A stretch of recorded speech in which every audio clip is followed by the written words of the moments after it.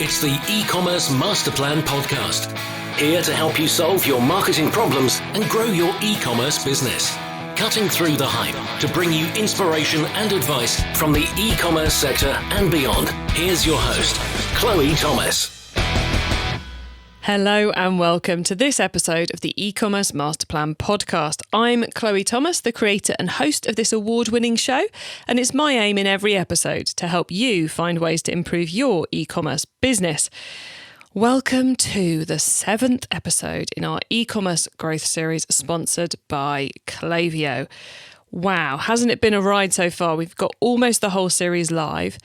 So you can go and binge on it right now. As soon as you've listened to this one, you can go back and listen to the first 6. Each and every one of them features a guest or guests handpicked by me to bring you different approaches to growing your e-commerce business. I think you'll agree they've been pretty varied this year. We're covering a lot of different topics. So do make sure you listen into them all, because every single one of them's got a great nugget or two that are going to help you take things to the next level this year. In today's episode, we are talking about how you get your mindset right, how you get the things in place you need in place to go to a massive growth process, a process of doubling every year. We'll talk about some of the pitfalls. We'll talk about a couple of the tactics you might want to use. There's a few marketing tactics coming up in here too, and a lot about what to focus on and what to think about. And we're also going to be tackling that tricky subject that is marketing attribution. So lots of really cool, interesting things coming up in this one. I thoroughly enjoyed recording this episode, so I really hope you're going to enjoy listening to it as well. Before we get into that though, please do check out the sponsors. This podcast is brought to you by Clavio, the ultimate e-commerce marketing platform for brands of all kinds and sizes. Whether you're an entrepreneur just starting out or you're part of a marketing team at a multinational brand, Clavio will give you everything you need to create memorable marketing moments, building customer relationships that keep shoppers coming back time and time again. Get started with a free account today. Visit clavio.com/masterplan. That's KLAVIYO.com/masterplan. And now to introduce today's special guest. John Hagan is the Director of Growth at Purelei. It's a German jewellery brand inspired by Hawaii and founded in 2017 that's already an 8-figure brand, and they aim to double in size every single year. Hello, John. Hi, thank you so much for having me on, Chloe. It's great to have you here. It's a very exciting brand you work for. So I'm excited to find out how you go about trying to double every year, because that is some serious aims. You and I both are trying to figure that one out. So we're here as well. But let's tell the audience a little bit about how you got into e-commerce first. Yeah, of course. So I got into e-com about 4 years ago at this point. So actually, the guy who I went to high school with was the inventor and made the fidget spinner go viral. So yeah. So when I heard that happen, I was in college, right? I was just kind of like a broke college kid working in like a barbecue kitchen here in Kansas City. And I was tired of working college jobs and just wanted something, more. Was a marketing student and knew that I wanted to do something in advertising. And I just bugged him basically until he taught me the ropes. Started in influencer marketing, and then if you flash forward from there, about 6 months later, we were running a marketing agency that was spending 7 figures a month online, and moved the whole operation out to Los Angeles, California. From Los Angeles, I was doing and this is sort of getting a little bit past your question, but this is how I got involved with a German company. So from in Los Angeles, we were doing some really great things, but we were scaling brands horizontally. And I always had this inclination that was like, so we were scaling a lot of brands, and I always had this inclination that was like, what would happen if I put all of my time, energy, and effort into one brainchild, right? Like one project. And we were doing some consulting on the side, and that's how I was introduced to and became a full-time employee of Purelei. Oh, wow. So you're kind of consultant turned director. Consultant turned paid performance marketing manager turned director, yes. Excellent. And has it been good to just focus in on one brand? Was it everything you thought it might be? Yeah, I really, sometimes it feels like you sort of, when you work on one brand, it's why I enjoy doing podcasts and collaborating like this, because sometimes I feel like you sort of have a myopic view of that one brand you can tend to be a little bit trapped in the ideologies that you deem good ideas, right? And so I think it's a really, I miss the collaboration being kind of forced on you, and to now I have to sort of seek it out. But I love working for Purelei.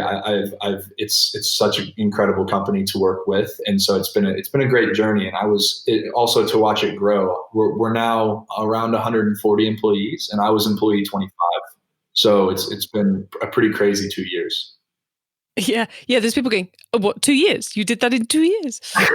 Because that's kind of it's crazy enough to see a business go from 20 odd employees to over 100. But for that to happen in just 2 years, and when you're remote, is an interesting experience, I should think.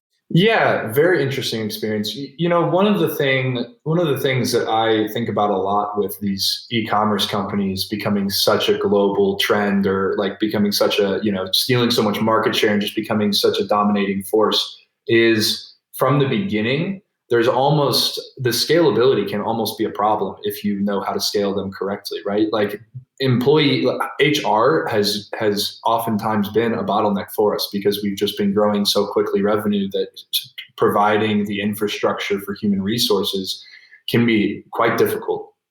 Yeah, people can be a stumbling point, can't they? But we're going to get into how you tackle growth imminently. But first of all, let's find out a little bit more about how the business is right now. So it's in Germany. Is it only selling to the Germans, or are you selling wider than that? Yeah, so this is one of the things as a European business that was a foreign concept to me originally, right? Was hitting a ceiling. As an American, there are no ceilings here, right? Like we have 350 million people to sell product to. If you hit a ceiling, you're talking about you're going to be one of the largest companies in the world, right? So we are selling. We've expanded. We've expanded in Europe. So we focus on 3 different markets right now, but that's going to expand even further in 2021. So right now, those 3 markets are Germany, France, and Italy. And seeing some good success in the earlier markets, but that's definitely been one of the difficult growth barriers, is feeling that ceiling and starting to understand what that ceiling looks like and what we need to do accordingly to get past that ceiling from a growth perspective. Yeah, because it's not as easy as rolling out from California to Arizona. It's there's different languages, different payment methods, different legislation. It was, at least for most of Europe, apart from us here in the UK, you have at least got one currency, but it's not simple.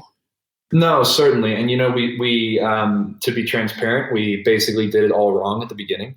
And we kind of had this mindset that was like, oh, we've got this formula, right? Like it's just plug and play at this point. We figured out how to break profit and make consistent, significant profit in one market. Why don't we just plug this formula into the rest of Europe? And then you learn, like, okay, every market has its quirks, and every market, like you said, has its legislation, and every market has a different consumer that we need to be selling the same product to, which makes that difficulty much more substantial. Yeah, it been there. So the product is obviously jewelry inspired by Hawaii. Is it as simple as that, or is it a bit more complex? Inspired, yes. So it's relatively as simple as that. It's kind of taken a life of its own. So one of the things that we realized pretty shortly after me coming on board was there's 2 things that sell our product very, very well, and that's product launches, so expanding our product offering, and influencers. And so the product launches was something that we went from becoming fairly interested in 2019 to essentially becoming obsessed with. So we launched product, and with that, I would say that the integrity, that one of the challenges for the product design team was keeping the integrity of this Hawaiian-based brand intact, right? So we launched over 50 collections in 2019. Wow. And we almost became, not almost, I would say that we became too obsessed with product launches. to where we had to dial it back a little bit because every time you launch a product, there's just so many moving pieces. And it can be quite difficult to make that launch go off without a hitch. But yeah, so certainly inspired by Hawaii. We were founded by our three co-founders, and one of them studied abroad in Hawaii during uni, and she fell in love with the culture, came back to Germany, and did not feel that Hawaiian vibe in Germany, and decided to bring that to the forefront of the branding. Excellent. And what platform are you doing all this on? Are you a Shopify, Magento, or something else? Shopify Plus. Yeah, we there are some barriers with Shopify Plus. The multi-currency is not incredibly built out yet. There are some difficulties that brings about with the multi-country necessity. But for all intents and purposes, I think that what Shopify has done is better than all of the alternatives, at least that we've explored so far. So yeah, we're on Shopify. And I guess it brings a level of cookie cutter to it, even if the country expansion isn't quite as cookie cutter as one would like. And so let's get into, I don't necessarily want to talk about the exact growth tactics you've used. I'm kind of more interested in how one goes about preparing to grow, to double every year in terms of sales, because it's not just a case of spending twice as much on Facebook or sending twice as many emails. It's a lot more complex than that, isn't it? Yeah, I think that one of the most important concepts to keep in mind when looking to grow that way is making sure that acquisition is always at the forefront of all of your marketing approaches. And what I mean by that is so Byron Sharp has an awesome book called How Brands Grow. And in that book, he basically talks about how the propensity to grow a brand's existing customers is exponential. You can add more customers to the brand, and that represents massive potential to grow your brand in the way that we're trying, in the magnitude that we're trying to grow your brand. And I think that how a lot of brands get this wrong is by looking to generate that revenue from their existing customers. And they say, okay, if we get them involved in a subscription and we get them involved in upsells and customer retention and all of those things, then we'll double our revenue. But the potential to grow your brand from existing customers is quite abysmal if you actually consider doubling as a brand. We always laugh about this, right? Just because we launch products so frequently doesn't mean that our customers get a new paycheck every time we launch a product, right? We have to be focusing on expanding into different target demographics, different age groups, different younger women, older women, and then eventually we're going into men's jewelry and those sorts of things.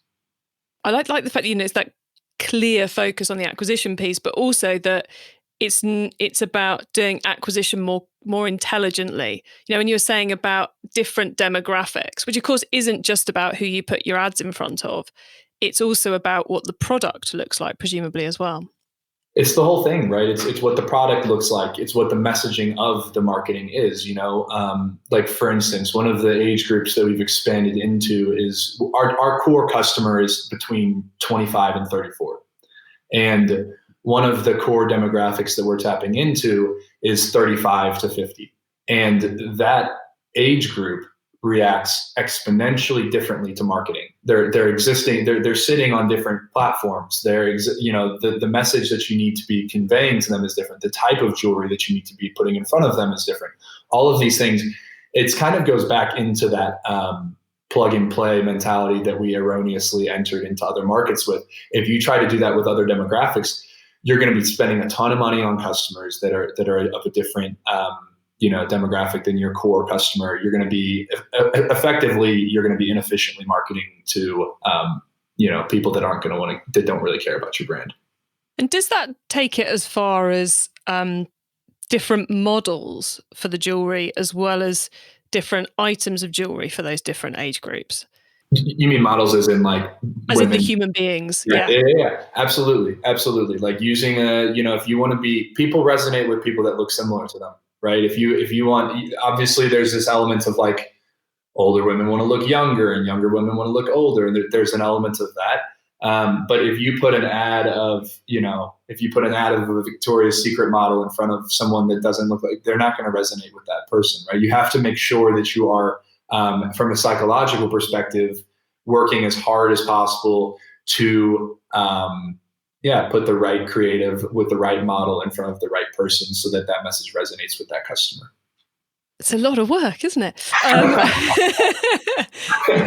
It's kind of like having all these funnels for different age groups, different countries, and it's not about a copy and paste, but it's about we know we need to get this right, and we need to get this right, and we need to get this right, and identifying the model in terms of the system for each customer group.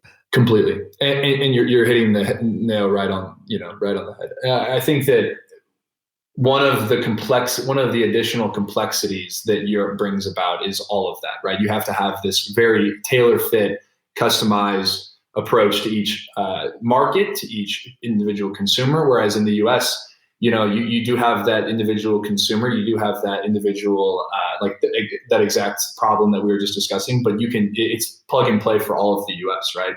However, one of the things that I've been pleasantly surprised with in Europe that has been something that has, I believe, helped excel, at least the work that I've done in Europe, is for all of those things that you have, European e-commerce, and I mean this in a positive way for marketers, European e-commerce is essentially 2 years behind American e-commerce, in my opinion, meaning that it's cheaper. Meaning that they still look at influencers from an ROI perspective as opposed to a brand building perspective, because influencer marketing isn't as out of control as it is in the US. Meaning that if you can focus on sort of the epicenter of e-commerce of Los Angeles, if you can focus on what they're doing there, and then you can take those strategies and implement them across the pond, there's a very good chance that what you're doing, nobody else is focusing on. And can generate massive profit and be ahead of the rest of the game, right? I find that very interesting. And those of you listening, I will try and get more people from Los Angeles on the podcast. Because I know some of you are thinking that. But I was kind of, as you were saying that, I said, I don't think we are behind. I don't think we're that far behind. And then I was like, actually, if I look at how slowly, because I spend a lot of time looking at what's happening in the US and learning from people in the US. If you look at how slowly brands in the UK and in Europe took to Facebook ads, I mean, there are so many brands I know of right now who have not yet done Facebook advertising, despite the fact they have a product which anyone with half an eye to Facebook ads would be like, oh my God, this is going to be a goldmine. Mm. I know exactly who we're going to try targeting. I know exactly what the ad needs to look like, and away we go. And I found that slightly frustrating for kind of like 4 or 5 years, how bizarre it is brands haven't done it. So I guess that exactly fits with what you're saying in terms of we're behind on that ad buying curve. Well, and then take that principle, right, and consider how actually significant that is. So you have Facebook ads as a topic that people aren't even accepting as a feasible marketing platform for their brand. And then you think about, okay, that's just the concept of Facebook ads, right? Like, let's think about all of the intricate strategies that are required once you deem Facebook a feasible advertising channel. Think about that's like step 0.00001 to finding profit on Facebook, right? And then think about all of the innovative strategies that 4 years into Facebook advertising, you're implementing, you're scraping your entire network to try and figure out what's next, right? And again, I genuinely mean that from an opportunistic standpoint in Europe. I don't mean it as like a slot, as a negative. Like if I'm in Europe, I consider like, okay, there's so much that I can do here that would be innovative, that would generate those types of insights and learnings that companies in the US I can look to sort of start the ball. And I guess that's a key thing. If you're going to set out to double a business every single year, you don't know in January what tactics you'll be using in December to get that. It's a test and learn mentality. And a key part of a test and learn mentality is learning from other people who are not your peers. You've got to look to other industries, to other countries to find out to find those blue ocean strategies that you can bring back and implement and test and see what works? Absolutely. I mean, there are these companies, like, for instance, Gymshark is one of them for us, right? You guys are obviously, it's a British company. Gymshark is one that we look to and derive inspiration from. We think that what they've done what we're looking to do. So we have several companies that are in this kind of ballpark of like they've done what we're looking to do, that we look to for strategy, and we look to for okay, what's Gymshark doing this Black Friday, right? Okay, they're already going on sale tomorrow.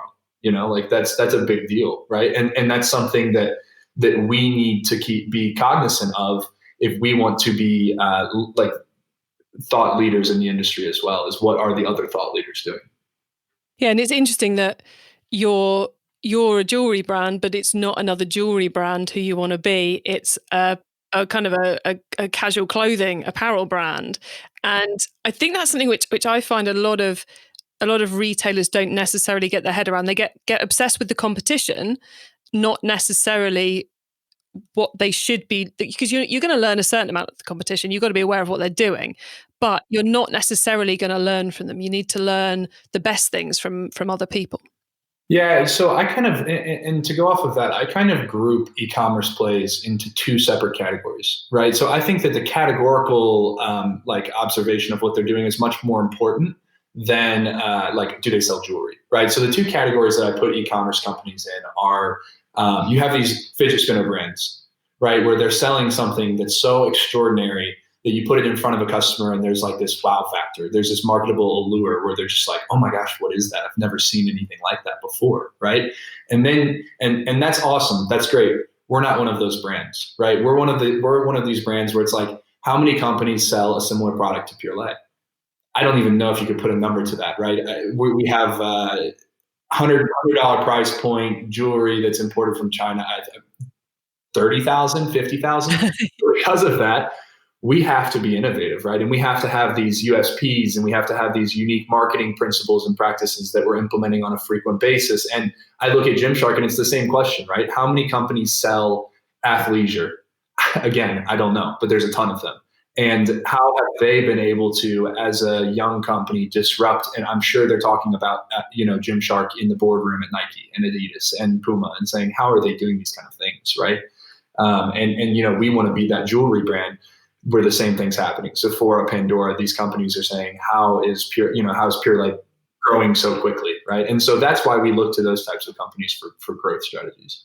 And something which I know you're very passionate about, which I find fascinating but frustrating in equal measure, and which I guess when you're trying to grow this fast, you have to get very, very focused in on to make sure you're not wasting the budget you've got, is attribution, and trying to work out what it is you're doing that's leading to the sale. So for those listening who have gone, oh God, she's going to talk about attribution, any advice on how we can work it out? To resonate with you, I'm also the guy in the company who I'm sure every time I bring up attribution, everybody's rolling their eyes saying, oh my gosh, this guy's going to talk about attribution again. But so an interesting journey that we took dating back about a year ago was, it actually happened when we were considering Snapchat as a feasible marketing channel for our brand. It was kind of when Snapchat had that shiny object syndrome feel that TikTok has right now, right? Where that was the conversation. Are you advertising on Snapchat? Look at how cheap the CPMs are. Yeah, but like, what about the revenue, right? And so we started advertising on Snapchat, and we invested about $60,000, something like that.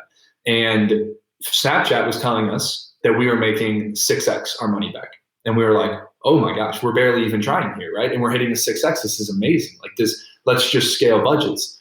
And then after we scaled budgets, we came back and we had this feeling of like, okay, revenue's the same. The increase in revenue is not. So if we're making 6x money back, where's the money in Shopify, right? And this started this like wild goose chase down rabbit hole after rabbit hole of like, where is the incrementality in my marketing actually happening?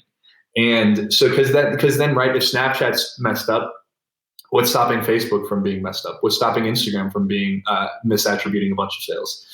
And we went down this, and then additionally, look into attribution, Google it, look for books, look for literature. There's not a whole lot. There's really, like, you go into this and you're like, okay, there's got, like everything in e-com, every entrepreneur, every startup mentality. What's your first, when you come up to a challenge that you've never faced before, Google is your best friend, right? You go to Google and you say, okay, there's millions of resources. Perfect. This is the one. You cherry pick. You say, this is the one that I need. And then you take the information from there. With attribution, there wasn't anything there. So we started saying, okay, like what, so who knows about this? What strategy should we implement accordingly? And without getting too tactical about this, basically it transformed our Facebook marketing strategy primarily from like we accept numbers at surface level into a multifaceted approach to say, where's the money?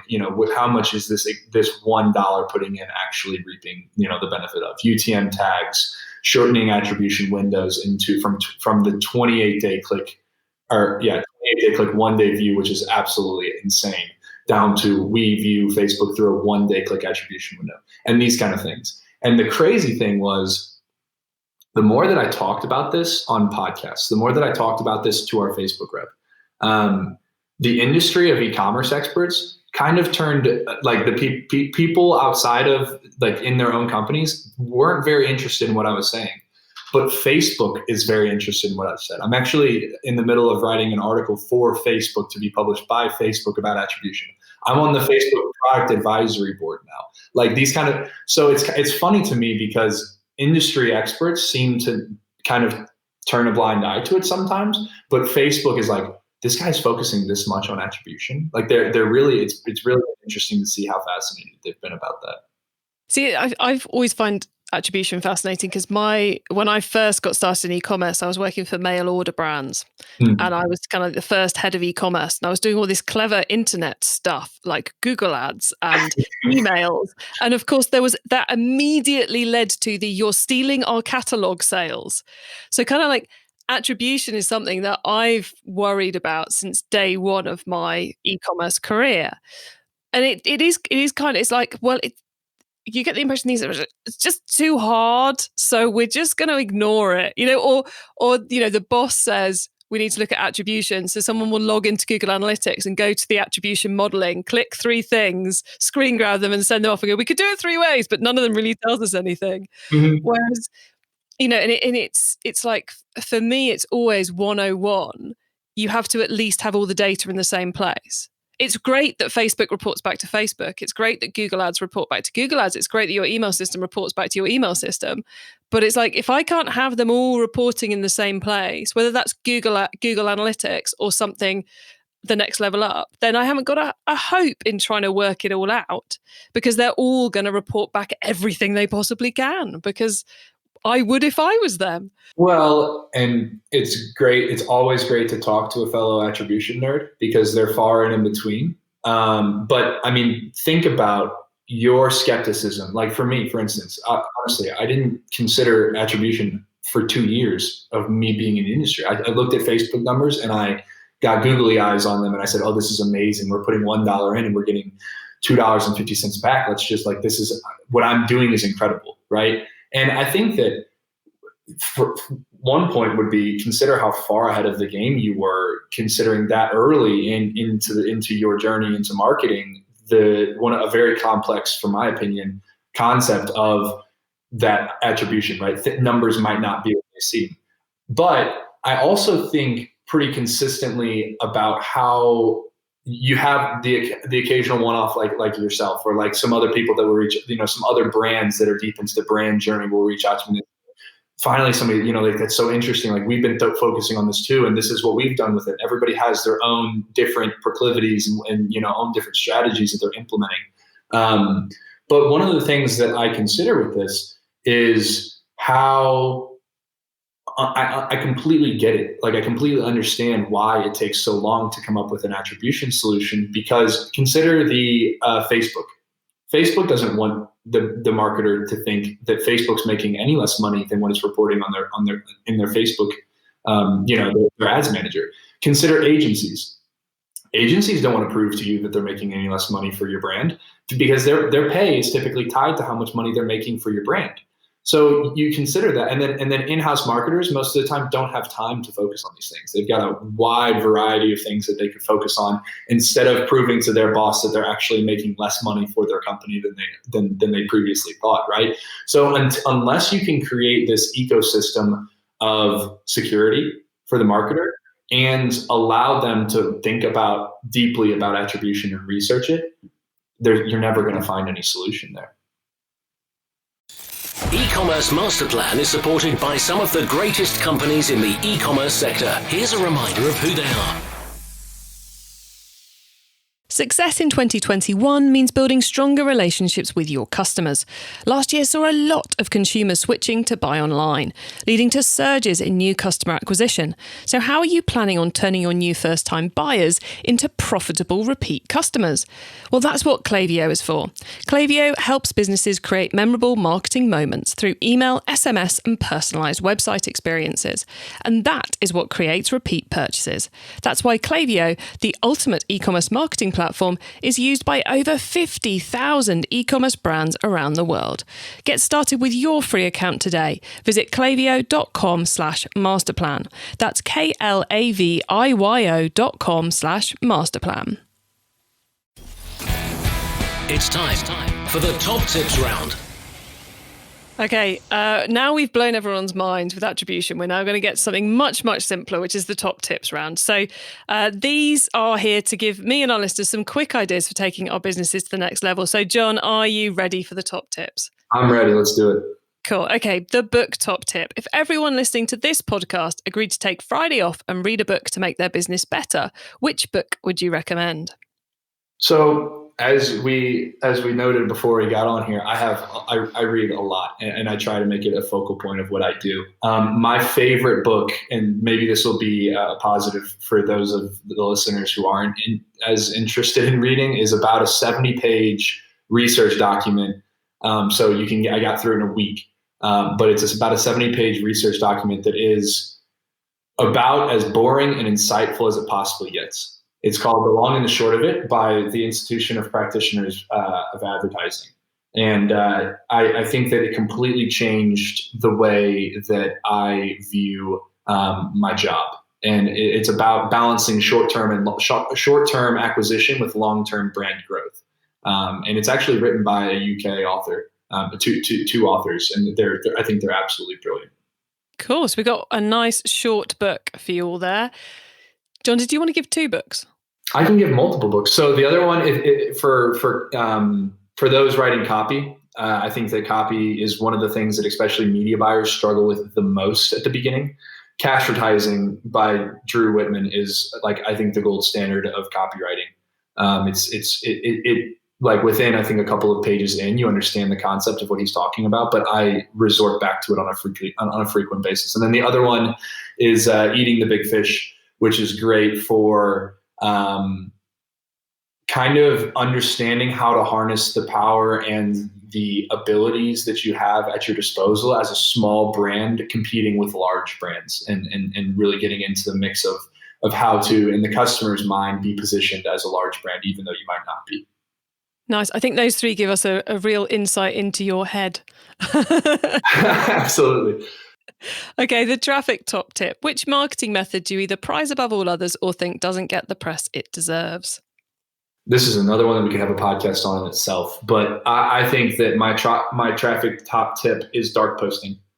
So we run ads from our influencers or from our influencers' profiles. This is like my number one top tip for paid social, especially for e-commerce. And if you don't know what dark posting is, there is actually some decent literature out there on it.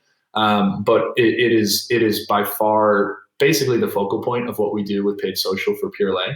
And going back to our conversation earlier, it's sort of one of those things that when I actually brought it from my agency to Purelei, and one of the responses that I got, I don't actually think it was when talking to Purelei, but frequently when talking to other Europeans about dark posting was, yeah, but no influencers do that. And it's like, but that's why you should be doing it, right? That's why that should be magic. And that should be, perfect. Like that's when you say, heck yes, let's double down and let's make this happen. That's not when you shy away from something in e-com. So dark posting is my traffic tip. And just so we're clear, that is paying for ads about your product via the influencer's account. So it's not your ad, it's their ad, but you're paying and managing it. You got it. Exactly. It's, as a lifestyle brand, what we attempt to do is synthesize person-to-person sales.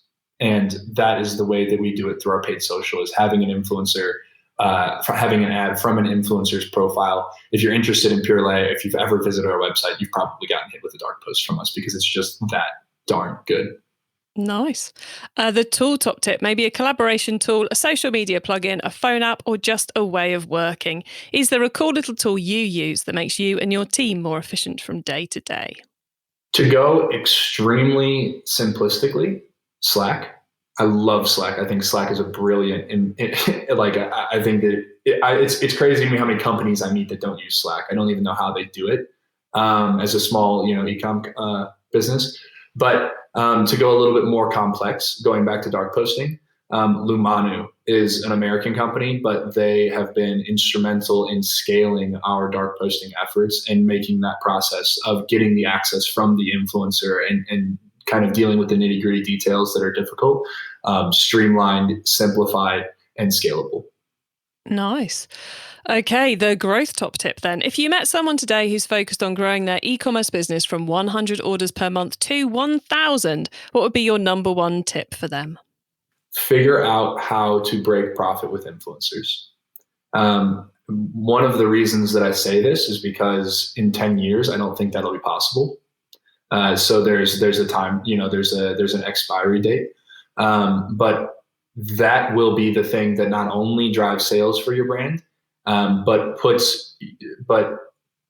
combines a mental, creates a mental comparison for your target customer base, your brand, and that influencer, right? When you're doing those low levels of revenue, trust is one of the hardest things to generate, right? You don't have reviews, you don't have a lot of notoriety, you're not well known. And if you can get an influencer to actually fall in love with your brand and actually candidly, organic feeling, native feeling, promote your product, I don't think there's a better thing for your company. Excellent. Okay, John, before we say goodbye, could you let the listeners know where they can find you and your business on the web and social media, please? Yeah. So just to find the business, first and foremost, just go to purelei.com or follow us on Instagram, which is @Purelei, and Purelei is Purelei. You can find me on Instagram. My handle is John Andrew Hagan. You can follow me on LinkedIn. I'm quite active there as well, and then Facebook additionally.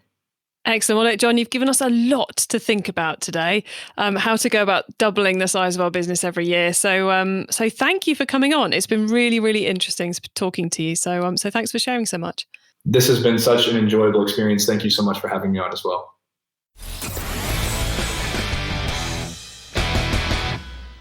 So hopefully we haven't scared you off trying to set some huge growth targets in your business. Really interesting there to see, I guess, how the mindset, how the things you focus on changes when you're going for that fast growth mentality.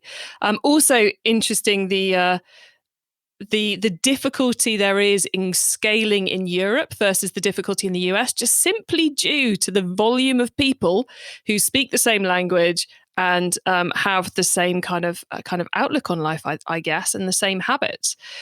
Thoroughly enjoyed chatting with John there. We will be getting him back on the podcast. He's just agreed to come on the Keep Optimizing podcast. That's our sister podcast where we focus on a marketing method each month. And he's just agreed to come on and talk about that dark posting thing next time we cover Facebook ads. So keep your eyes peeled for that.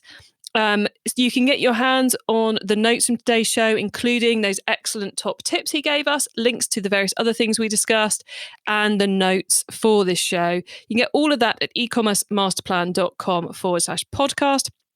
There you can also add yourself to our email list so you don't miss out on any of the other things I share, including when John comes back to talk about dark posting. So make sure you're there so you can get all the other stuff I share to help you grow your business. So I make no apology for the fact that this month we've given you a lot of new ideas, a lot of things to add onto your to-do list. Here on eCommerce Master Plan, we've brought you 8 episodes, we will have done by Thursday, in our eCommerce growth series sponsored by Clavio.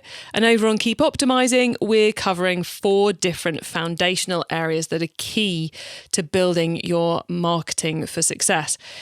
There is a lot we've sent you this month. A lot of strategies, a lot of tactics, a lot of tools, a lot of ideas. So next week, yes, the first week of February, we are going to be hosting a very special 2021 planning webinar. I'm going to be taking you through 3 areas. I'm going to be taking you through how to set your goals for the year. I'm going to take you through a couple of systems that you can follow to help you work out what you should actually do to hit those goals. And then I'm going to give you some tips too around getting organized so the whole thing actually happens. Hopefully by now you've got Christmas and the January sales completely out of your hair and you're ready to really think about what you need to achieve this year and how you're going to do it. Well, that's why you need to get yourself signed up, because I'm going to help guide you through that process, make it a lot more straightforward, make it a lot more achievable and a lot more deliverable. You can save your space for this free webinar right now by going to ecommercemasterplan.com/webinar. I hope to see you next week. Now, we're almost at the end of our 2021 e-commerce growth series sponsored by Clavio. It has been a blast, so I hope you've got a lot of good inspiration from it. We've got 1 episode left to put live for you. It's going to be out on Thursday, and it's an absolute gem. Our experts are back, and they're sharing their top tip for success in 2021. Trust me, you do not want to miss this episode. So put it in your diary for Thursday now. Put down must listen to e-commerce master plan expert episode. That's what you need to put on Thursday. Get it in there. You will not regret it. Well, look, I bring you a new interview every week because I'm aiming to inspire and help as many e-commerce business owners as possible to succeed and thrive with their business. So please do tell the other e-commerce business owners you know about what we're up to this month, because I'd love for them to hear about it, to listen to these episodes, and ultimately to help them achieve their goals too. I hope you have a great week and keep optimizing. Thank you for listening to the eCommerce Master Plan podcast. Find out more at ecommercemasterplan.com/podcast.